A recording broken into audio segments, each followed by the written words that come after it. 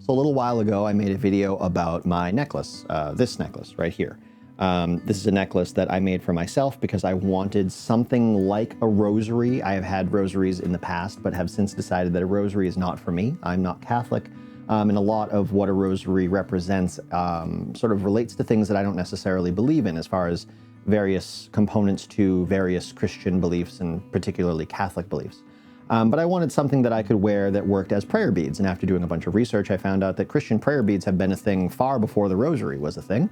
And I did research as to how they were designed and what they represented and how they were used. And I decided to create this necklace for myself.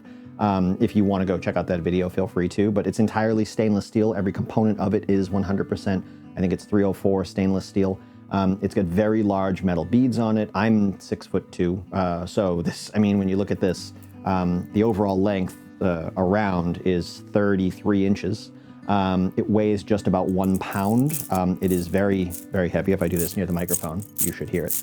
But it's very heavy. It's got the largest crucifix that I could find online. I wanted a crucifix and not just a cross because to me that's more representative of the things that I'm trying to keep in mind when I'm focusing on praying, when I'm looking at this necklace, when I feel it on my neck. It's part of why I like it being so heavy is that I can feel it on my neck, and it's kind of a reminder of the things that I want to be reminded of throughout my day about Christ and his sacrifice for us and all that good stuff. And so I've showed this to my friends, obviously, certainly the gentlemen at my church and my Bible study, and one of them came up to me the other day, my friend named Jake. He actually just had his first child. So congratulations, Jake. Super happy for you guys, him and his wife, Faith. And he came up to me and he said, "That necklace that you have, do you have any extra materials from when you made that?" And I said, "I do." And he said, "Do you think you'd be able to make me one?" And I said, "Absolutely, I'd be happy to." And he said, like, how much did it cost you and stuff? And I was like, don't worry about that. Even if I had no materials left, don't worry about it. I will happily go out and buy the stuff I need to make you one. But I have something like 30 feet of curb chain left, which is the chain that actually runs through all of the beads. It's a stainless steel chain, pretty heavy duty. The whole thing is pretty heavy duty. So I have like 30 feet of that chain left, plenty. I have a good number of the beads and the spacer beads left. I may have to order some more, but that's fine. They weren't expensive. Honestly, the most expensive thing I think was the crucifix. I think it was something like $30 out of the $60 that I spent to make this necklace. And I still have a lot of components left for the chain and the beads. It's just the crucifix or the cross that you'd have to replace. And he said, "Oh, that's okay. I don't think I would do that same one that you have because it's so big," and he's a much smaller guy than me. He was like, "I feel like it would just look like a huge like wrapper pendant on my neck." And he's like, "So I'm gonna pick a different one." I said, "Okay, just make sure it has a pass-through loop on the back of it so I can feed the chain through it. And other than that, I can put one together for you." So I'm gonna reach out to him actually today. This was about 2 weeks ago. I don't know if he plans on ordering it for himself or if he wants me to order one for him. I'm happy to do it. I just want to make sure it's one that he likes. And in the style that he likes, and then I'll slap this together for him and he'll have one. And that's really cool. I'm glad that this is something that at least one other person finds that like it could be valuable. I actually created my own sort of like process of using this to pray by counting prayers on every single bead.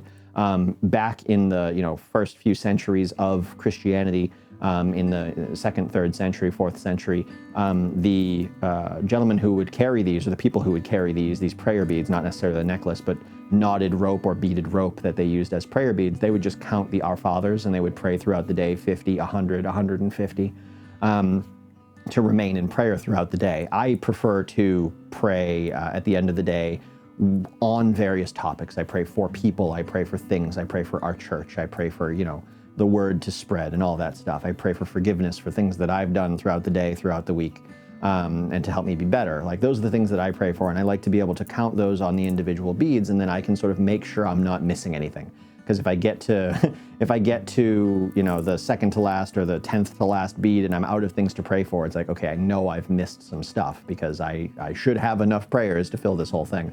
I should have more than that. So that's why I like having this. And it's 70 beads.